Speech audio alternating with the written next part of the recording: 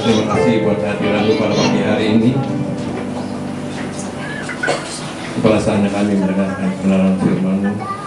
Persiapkan hati pikiran kami, putuskan kami apabila ada dosa kesalahan, pelanggaran, kejahatan kami, ampuni kami. Dosa-dosa kami dengan cara yang kudus. Biarlah kami boleh dengarkan kebenaran firman Tuhan ini dengan baik, merenungkan dan menerapkan kebenaran firman Tuhan dalam kehidupan kami. Supaya kami boleh mengenal Engkau dengan lebih baik lagi. Kami boleh semakin mengasihi Engkau, kami boleh melayani Engkau dengan lebih baik, dan kami boleh memiliki persekutuan yang semakin akrab dengan Engkau. Kami percaya Engkau ada di sini memberkati umat-Mu. Tetapi hamba-Mu yang akan menyampaikan kebenaran firman Tuhan ini, Saudara Roh Kudus sendiri yang harus bicara bagi kami semua, dan kami semua boleh pulang dengan damai sejahtera, sukacita dan kemenangan. Dalam nama Tuhan Yesus berdoa dan mengucap syukur. Amin. Silakan duduk saudara. Hari ini saya akan melanjutkan Mazmur 23 yang ketiga.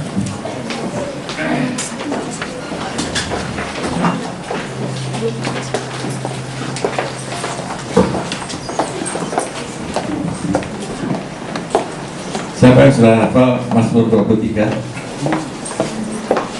Karena sudah berulang-ulang ya. Mungkin sampai 8 kali untuk Mazmur ini. Dan saya kira ada baik kalau kita nyanyi Mazmur 23 dalam bahasa Inggris ya. Supaya semakin hafal ya.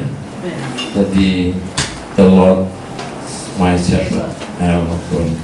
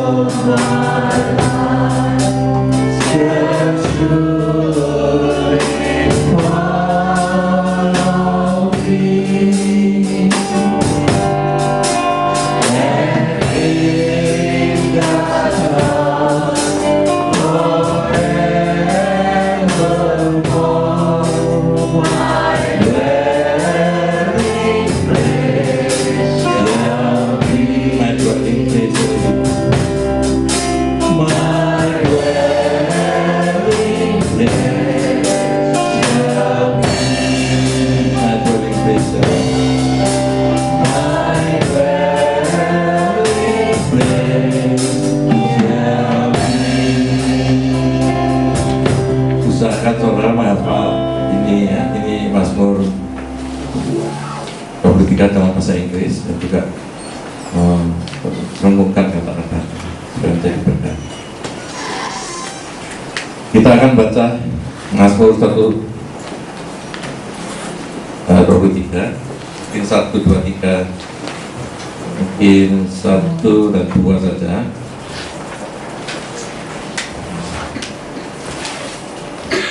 Baik, sudah kita bicarakan ayat 1 ya. Jadi mungkin kali ini yang kedua, Tuhan adalah gembalaku, takkan kekurangan aku. Ia membaringkan aku di padang yang berumput hijau, yang membimbing aku ke air yang tenang. Coba kita baca juga di Yohanes 10 ayat 26-27. Apa kata gembala ini? Yohanes 10 ayat 26-27 ini juga berbicara mengenai gembala.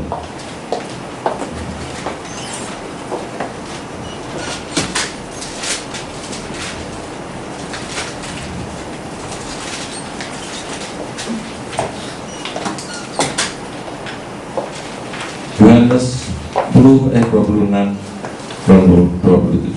Tetapi kamu tidak percaya karena kamu tidak termasuk domba-dombaku. Jadi kalau domba pasti percaya, bukan domba karena tidak percaya. Ayat 27, domba-dombaku mendengarkan suaraku, dan aku mengenal mereka, dan mereka mengikut aku. Jadi kalau dari ayat ini, ciri domba itu ada 6. Yang ke satu, percaya kepada gembala. Jadi domba percaya kepada gembala. Yang kedua, domba mendengar bila nama mereka dipanggil. Yang ketiga, domba mengenal gembalanya. Keempat, domba mengenal suaranya. Yang kelima, domba mengikut gembala. Dan yang terakhir, domba mengasihi gembalanya. Jadi memiliki hubungan yang permanen. Sebab itu Yesus mengatakan ayat selanjutnya, Dia memberikan hidup yang kekal dan tidak akan binasa selama-lamanya. Seorang pun tak dapat merenggut mereka dari tangannya, karena memiliki hubungan yang kekal.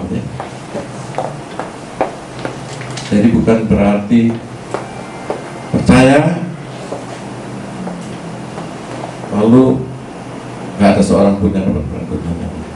Tetapi Yesus akan selalu menjaga, memelihara, dan tidak seorang pun yang dapat merenggut Dia, karena Ia memiliki hubungan yang permanen. Ya, jadi domba memiliki hubungan permanen gembalanya, dan memiliki kriteria 6 tadi ya, mengenal gembala, mengenal suaranya, mendengar, artinya menaati, percaya, mengikuti, ya, mengikuti perintah-perintahnya, mengikuti kehendaknya, dan mengasihi. Kalau kriteria itu ada, maka memiliki hubungan permanen, dan tidak ada seorang pun yang dapat merenggut dia atau kita teman-temannya dari tangannya. Leslie Weatherhead, seorang hamba Tuhan yang mempelajari Mazmur 23 ini secara cermat, ya. Dia baca berulang-ulang kali, mungkin ratusan kali, dan dia mengatakan Mazmur 23 ini adalah pernyataan yang positif. Tuhan adalah gembalaku, ini suatu pernyataan yang positif. Takkan kekurangan aku, ini pernyataan yang positif juga. Yang memberikan aku di padang yang berumput hijau, ini positif juga. Yang membimbing aku ke air yang tenang. Semuanya ini pernyataan positif, ya. Pemazmur tidak mengatakan Tuhan jadilah gembalaku. Pemazmur juga tidak mengatakan Tuhan buat aku tidak kekurangan. Juga dia tidak mengatakan baringkan aku di padang yang berumput hijau, bimbing aku ke air yang tenang. Ya. Artinya apa? Kalau positif ini, Tuhan adalah gembalaku, takkan kekurangan aku. Artinya tidak minta-minta, tapi Tuhan menjadi gembala bukan karena permohonan kita, tetapi karena inisiatif Allah, ya, terhadap domba yang memiliki kriteria tadi, ya. Yang mengenal Dia, mendengar suaranya, yang mengikut Dia, yang taat dan melakukan kehendaknya, dan mengikut Dia, juga mengasihi Dia. Nah, gembala itu lah yang mempunyai inisiatif untuk menjadikan dia domba, karena semuanya dia lakukan karena kasih. Coba kita lihat Yohanes 10 ayat 11.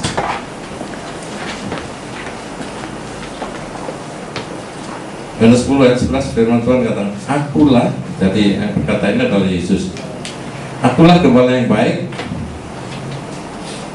Gembala yang baik memberikan nyawanya bagi domba-dombanya. Ya.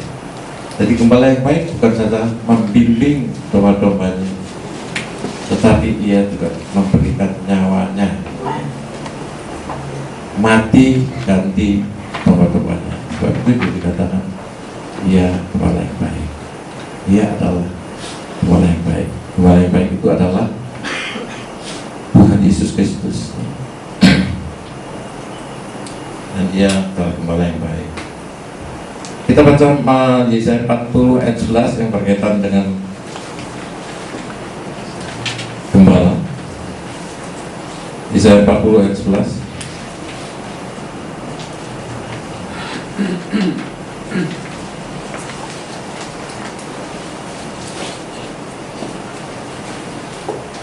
Seperti seorang gembala, ia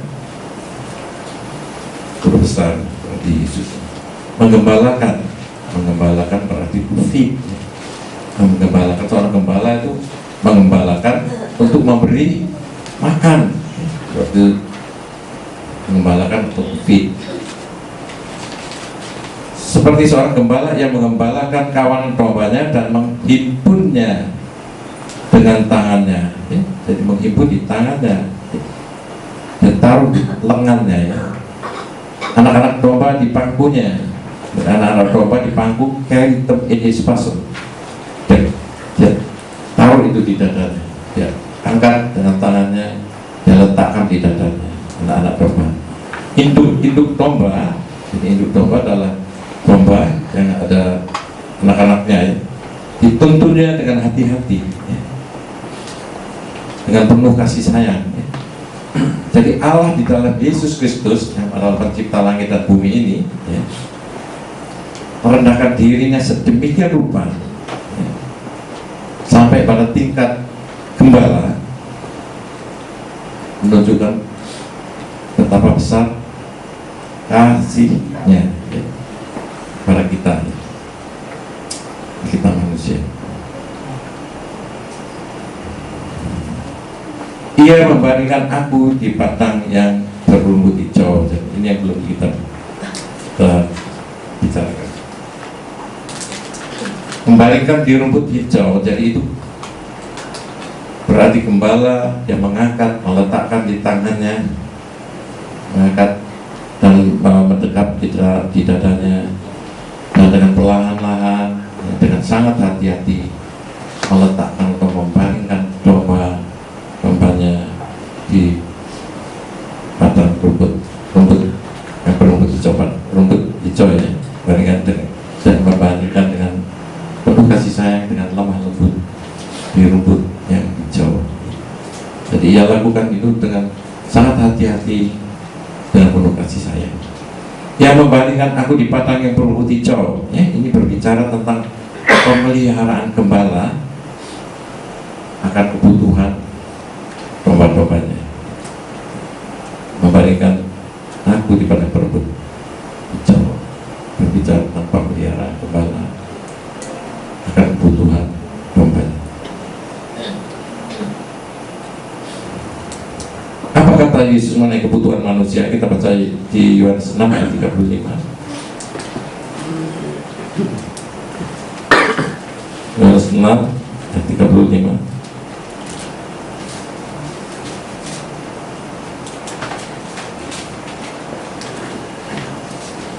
Kata Yesus kepada mereka, akulah roti hidup. Dan siapa datang padaku, datang pada Yesus, datang pada gembala itu, ia tidak akan lapar, ya, lagi, dan barang siapa percaya padaku, ia tidak akan haus lagi, ya. Jadi baik sekali gembala ini. Asal kita mau datang pada dia, dan mengikut Dia, firman Tuhan, percaya pada Dia, mengikut Dia, kita tidak akan apa. Jadi berbicara mengenai kebutuhan baik jasmani maupun rohani. Jadi Allah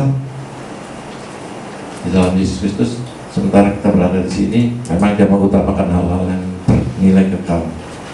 Ya. Namun Dia juga tidak mengabaikan hal-hal yang bersifat jasmani. Jadi Allah sanggup menyediakan kebutuhan bagi domba-dombanya, baik kebutuhan jasmani maupun rohani. Oleh karena kita sangat membutuhkan gembala yang baik, Yesus Kristus, yang membaringkan kita di padang yang berumput hijau. Berbicara tentang kebutuhan baik jasmani.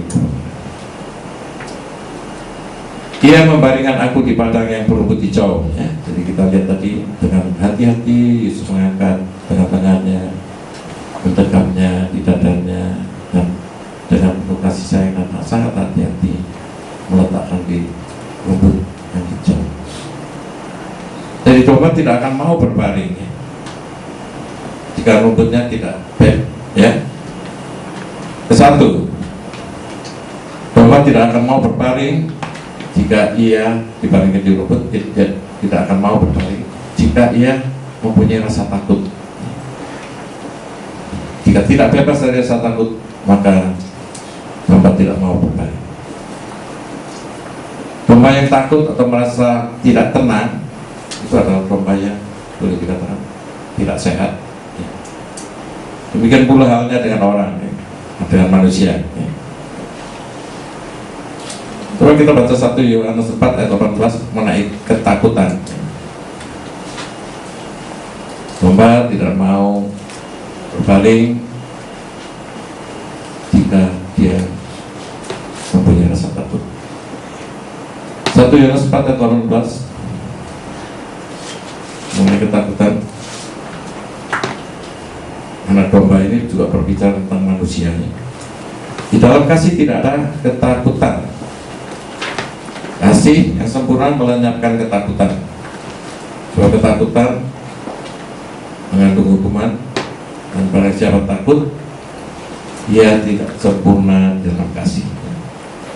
Jadi sejujurnya manusia tidak perlu takut karena ia tidak memberi pada kita roh ketakutan. Yesus Kristus memberikan kepada setiap anak-anaknya kuasa, memberikan kasihnya, dan juga ia memberikan pikiran dan jiwa yang sehat. Dia menghendaki anak-anaknya bebas dari rasa takut, sehingga anak-anaknya bisa hidup dengan tenang dan hidup dengan damai dan sukacita. Satu tadi, bahwa tidak mau berbaring jika tidak bebas dari rasa takut. Yang kedua, domba tidak mau berbaring jika mereka bertengkar dengan domba yang lain. Kalau mereka bertengkar gitu, mereka nggak bisa dibandingkan, juga nggak mau ya. Demikian pula halnya dengan manusia, di mana ada ketegangan, tidak ada ketenangan. Kalau ada saudara bertengkar dengan seseorang, ya, pasti saudara nggak tenang ya, tegang ya. Dari kehadiran Yesus Kristus sebagai gembala yang baik itu membawa suasana damai. Ia melakukan yang baik bagi anak-anaknya. Gembala yang baik mendaki agar domba-dombanya itu hidup dengan tenang, penuh damai sejahtera, penuh sukacita, baik pikiran dan hatinya atau jiwanya tenang ya. Jadi kalau saudara nggak tenang, Allah akan menghendaki supaya setiap anak-anaknya hidup dalam ketenangan. Kenapa Allah menghendaki supaya anak-anaknya hidup ketenangan? Nanti saudara tahu kenapa. Namun sebenarnya kalau kita merasa sedih, tidak tenang, berkatalah seperti tahu, hai jiwaku, tenanglah. Tenanglah hai jiwaku ya. Dari bahasa Inggris ada lagunya Be Still My Soul. Kita akan nyanyikan ini ya. Be still my soul. Katakan pada jiwa saudara, tenanglah hai jiwaku. Be still my soul, God knows your way, and He will guide all His safety. Plants in the rain, but always rest in the arms of His embrace. Renungkan kata-katanya saudara. Be still my soul, be still my soul, cease from the labor and the toil, depressing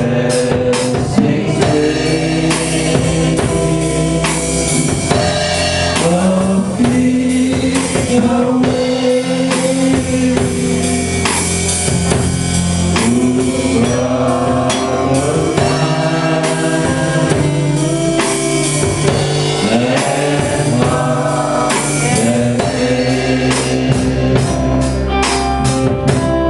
be still my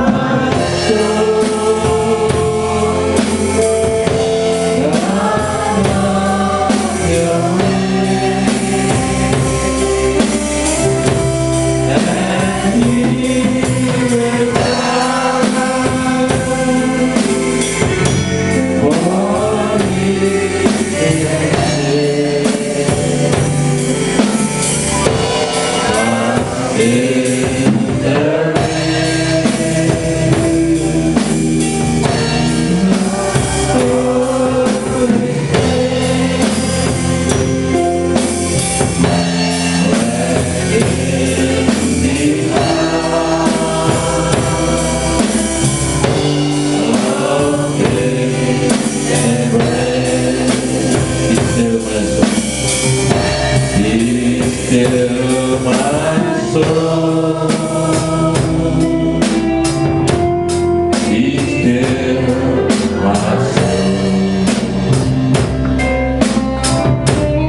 Oh, breathless calm, you rest and roll. One thing you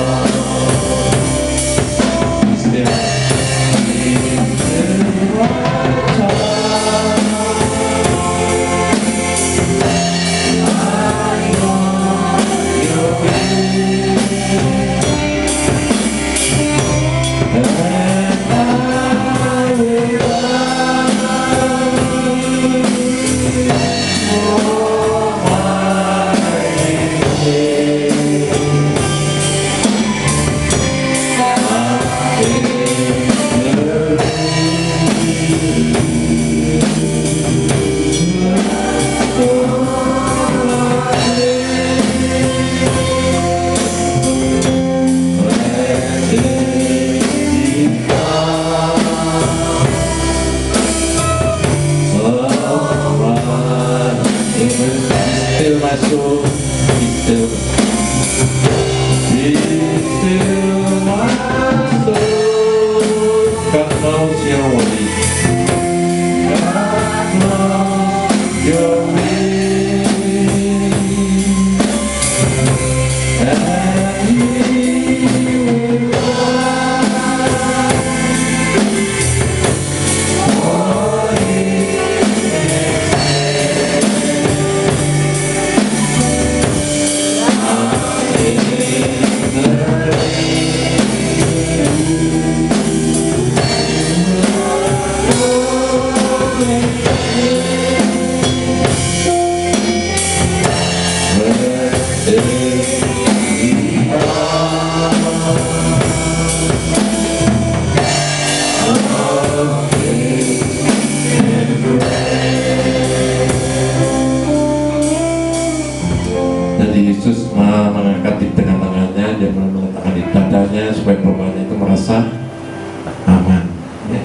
merasa damai. Jadi domba tidak mau berpaling jika merasa takut. Yang kedua, tidak mau berpaling jika ada sesuatu bertengkar dengan domba lain. Domba juga tidak mau berpaling jika terganggu oleh serangga atau kutu. Ya. Memang kadang-kadang domba itu ada kutunya, ya. Dan untuk mengisap darah domba itu. Gembala berusaha dengan berbagai cara agar domba-dombanya bebas dari segala kutu dan serangga. Demikian pula dengan halnya Yesus Kristus, anak-anaknya. Yesus Kristus membawa kesembuhan, penghiburan, dan kehidupan. Domba juga tidak dapat berbaring jika mereka lapar. Jadi gembala menyediakan makanan dan apa yang dibutuhkan oleh domba. Demikian pula halnya dengan kita. Yesus Kristus gembala yang baik, Dia pasti menyediakan segala kebutuhan kita. Kita akan membahas terus ayat ini. Dia membandingkan aku di padang yang berumput hijau. Rumput hijau atau green pastures terlihat baik, tidak kering, lembut, enak dan manis. Saudara pernah makan nggak rumput yang hijau? Di tempat rumah saya dulu ada taman yang besar sekali, ya. Kita sering berbaring-baring, sering main bola, sering tidur-tiduran situ. Memang ada rumputnya, ada yang hijau kelihatan hijau muda sekali. Saya pernah cabut itu, terus saya isap, rasanya manis memang betul, seperti tebu rasanya. Jadi ini betul, rumput hijau kelihatannya baik sekali, indah sekali, hijau muda, ya. Lembut, enak dan manis. Dan saya pernah merasakannya karena saya pernah cabut dan saya isap seperti tebu. Jadi rumput hijau mengandung banyak gizi. Rumput hijau adalah firman Tuhan atau kebenaran firman Allah. Itu dia berbicara tentang rumput hijau, berbicara tentang kebenaran firman Allah. Firman Allah itu menyegarkan, firman Allah itu menyukakan, firman Allah itu manis. Mari kita baca Mazmur 19, berbicara tentang firman Allah. Mazmur 19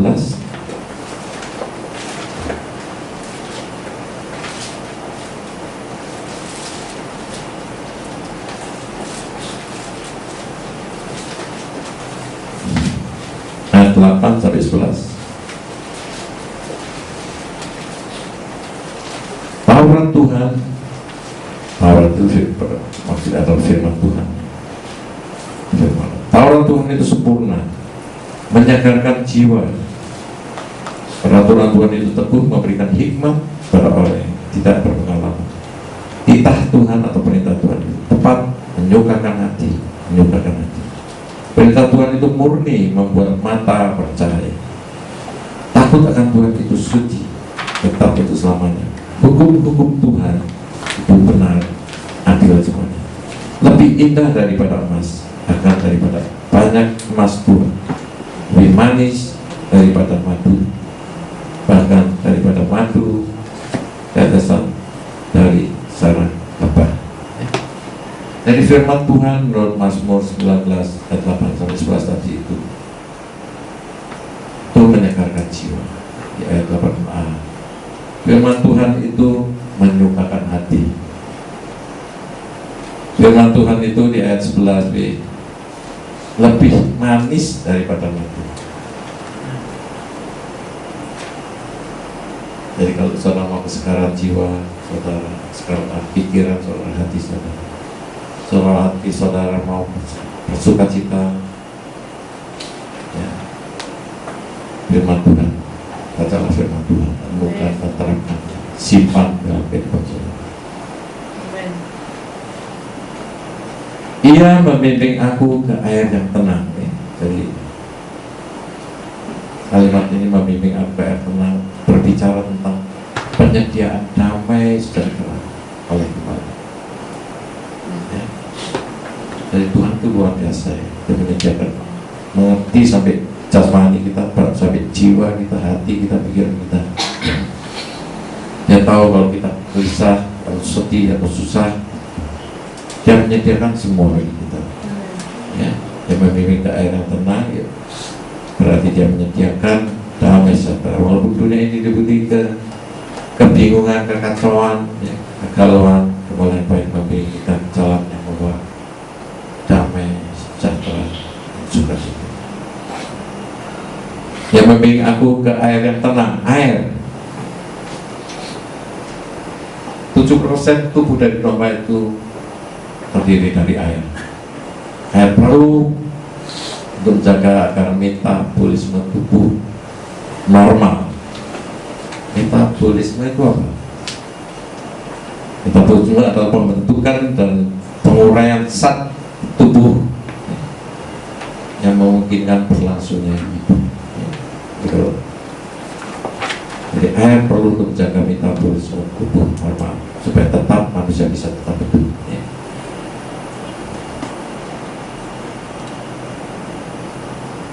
Karena air itu membentuk dan mengurai zat di dalam tubuh, sehingga bisa berlangsung kehidupan.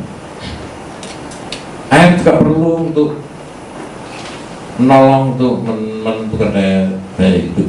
Ya. Kalau saudara haus sekali sampai kekurangan air, mungkin saudara nggak punya daya lagi, lemas, tidak kuat, tidak punya tenaga lagi. Pernah saudara? Atau saudara pernah berpuasa? Tapi biasanya kalau orang berpuasa mempunyai tujuan yang mulia, dia nggak akan seperti ini. Tapi kalau orang yang kehausan, kita bawa minum, nggak minum, pasal tubuhnya loyo, lemas sekali. Jadi air menolong menentukan daya hidup, vitalitas hidup, kekuatan dan tenaga. Yesus Kristus adalah kekuatan hidup kita yang menjaga semua kebutuhan kita.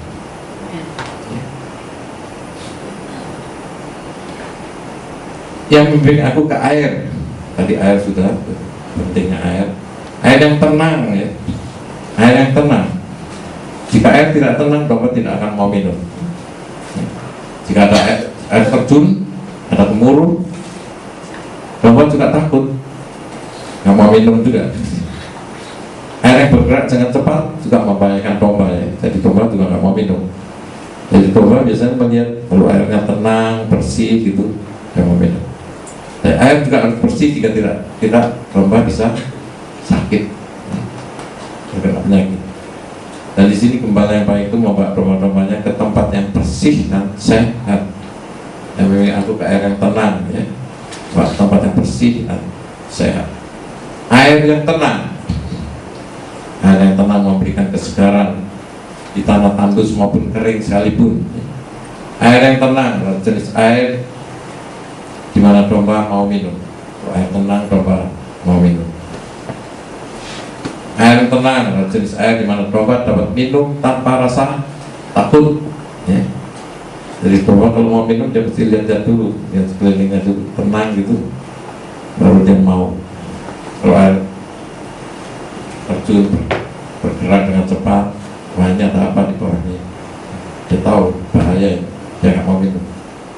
Kalau airnya keruh, wah apa ini, dia juga nggak mau minum. Jadi air itu membersihkan, air menyegarkan, air menyuburkan, air juga menghidupkan. Dan air itulah gambaran dari berkat. Air adalah gambaran dari Roh Kudus.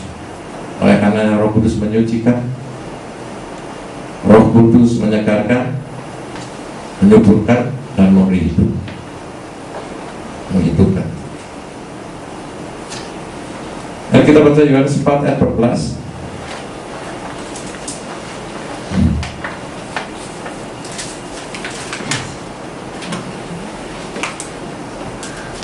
Yohanes 4 ayat 14, firman Tuhan katakan, barang siapa minum air yang akan kuberikan, air yang akan kuberikan, besar lagi, air itu, air yang Yesus Kristus berikan, ya.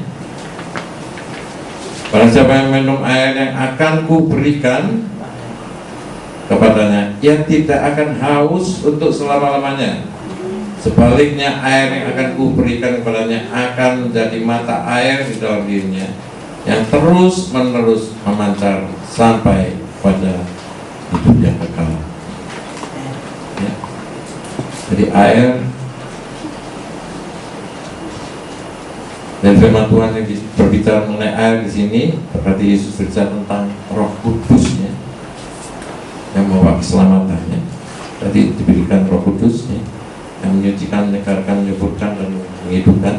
Dan Roh Kudus itu yang membawa pada keselamatan. Sebab itu di situ ditulis memancar sampai hidup yang kekal. Ya, jadi ayat ini berbicara tentang Roh Kudus yang membawa keselamatan.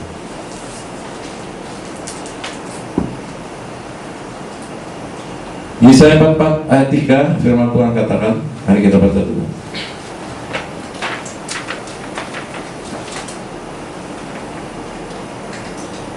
Yesaya 44 ayat 3, sebab aku akan mencurahkan air ke atas tanah yang haus dan hujan lebat ke atas tempat yang kering. Aku akan mencurahkan rohku ke atas keturunanmu dan berkatku ke atas anak cucumu. Ya.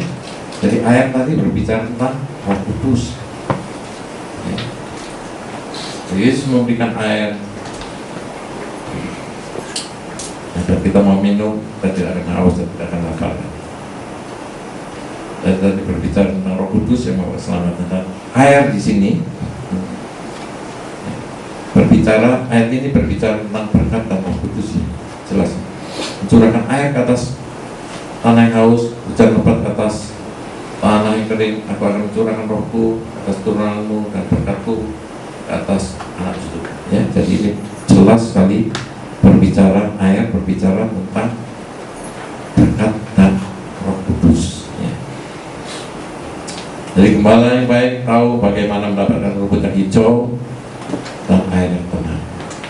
Sebab itu kita harus mengikutinya. Sebab itu kita harus tinggal dekat dengannya.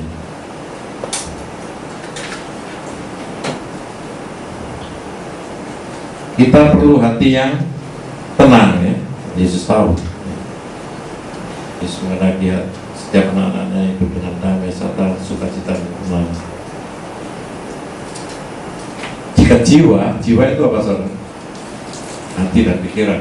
Jika jiwa kita tidak tenang, ya, seluruh tubuh kita akan terganggu, ya. Namun jika jiwa kita tenang dan segar, maka tubuh kita juga akan sehat dan segar. Ya. Jiwa kita hanya dapat terpelihara dengan tenang dan segar oleh makanan rohani, apa saudara? Oleh firman Tuhan.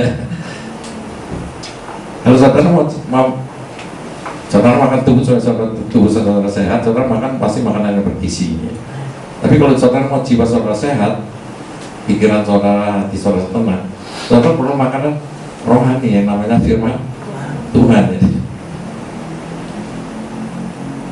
Mari kita baca Mazmur 119 ayat 165. Mazmur 119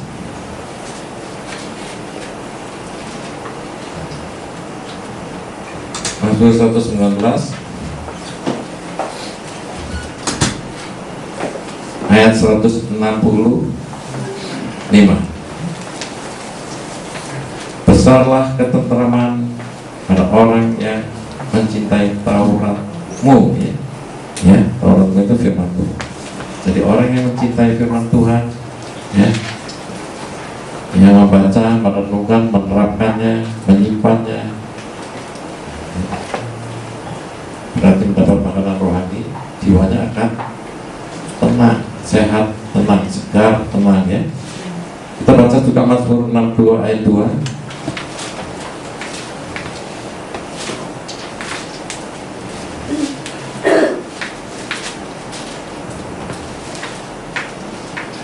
Mazmur 62 ayat 2.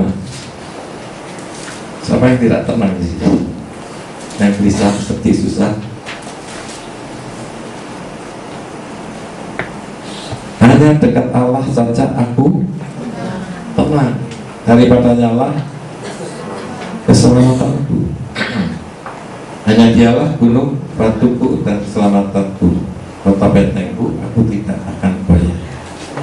Kalau saudara mau hidup secara tenang, penuh damai sejahtera, sukacita, ya.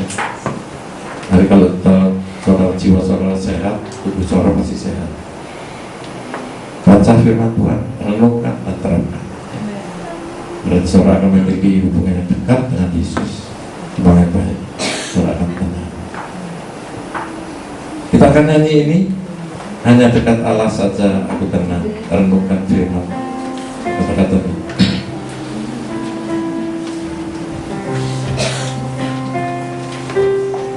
Saudara bisa semuanya nyanyi. Hanya dekat Allah saja aku tenang. Daripadanya keselamatanku. Hanya Dia gunung batuku, hanya Dia kota bentengku. Aku tidak akan goyah selama-lamanya. Hanya dekat Allah saja aku tenang. Daripadanya keselamatanku.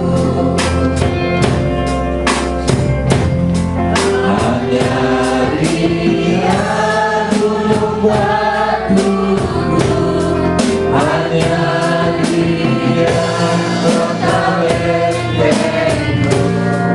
Aku tidak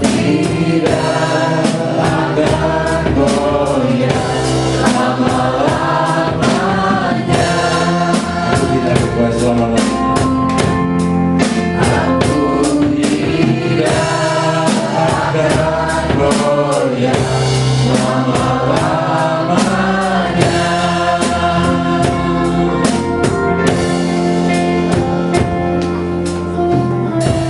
Jadi gembala menanti agar dombanya sehat. Oleh karena itu ia membalikan di padang yang berbenco dan air yang tenang supaya dombanya sehat, hidup dengan tenang. Karena domba itu sehat, maka domba itu akan produktif. Produktif berarti menghasilkan wool yang baik, dagingnya enak, kulitnya juga bisa berharga sekali. Anak-anak Tuhan juga yang harus memiliki jiwa yang sehat, ya. Harus memiliki jiwa yang sehat, hatinya dan pikirannya harus tenang, ya, agar menjadi produktif. Kalau saudara nggak tenang, ya, sedih, susah, saudara nggak akan menjadi orang yang produktif. Jadi dalam jiwa yang sehat, terdapat tubuh yang sehat. Ya. Jiwa yang sehat, kita akan menjadi produktif. Tapi kalau jiwa kita tidak sehat, kita tidak akan produktif. Dan Allah mendaki anak-anaknya produktif. Sebagai penutup, mari kita ucapkan kata-kata ini yang positif tadi, yang seperti dikatakan oleh Leslie. Tuhan adalah gembalaku, takkan kekurangan aku. Ia membalikan aku di padang yang berbukit hijau. Ia membimbing aku ke air yang tenang. Mengapa Ia memberikan aku di padang yang berbukit dicor dan membimbing aku ke air yang tenang? Supaya kita mendapat makanan dan minuman, ya, dan kita menjadi sehat, segar, dan produktif. Amin. Dari akhir tahun saya berbicara mengenai produktif, mengenai keberhasilan. Produktif artinya berhasil. Saudara menjadi orang yang berhasil, yang menghasilkan, ya, menghasilkan supaya saudara berhasil baik jasmani maupun rohani. Saya menjelaskan apa jasmani, apa rohani pada akhir tahun. Sekian firman Tuhan. Mari kita menyanyi sekali lagi The Lord is my Shepherd. Supaya saudara hafal dan lelap ini satu kali, saudara bisa menghafalkan, renungkan kata-katanya hal yang baik, itu tidak kekurangan apapun.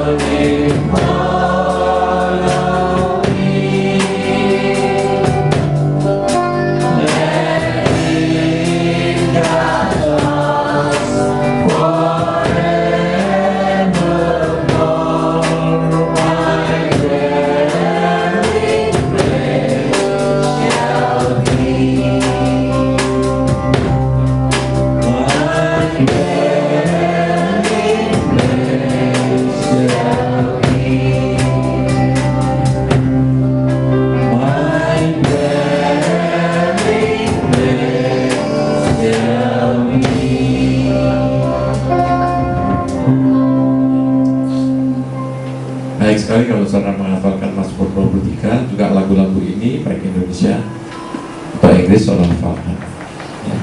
Dan renungkan, kalau saudara menyanyi, renungkan kata-katanya, ya, dengan iman, ya, dan secara positif renungkan dengan iman bahwa Yesus Kristus adalah Gembala kita yang baik, tidak akan kekurangan apapun, yang memberikan kita tempat yang berbukit hijau, membawa kita ke tempat yang berbukit hijau dan memberikan kita tempat air yang tenang. Tiba saatnya kita masukin perjamuan kudus, ya.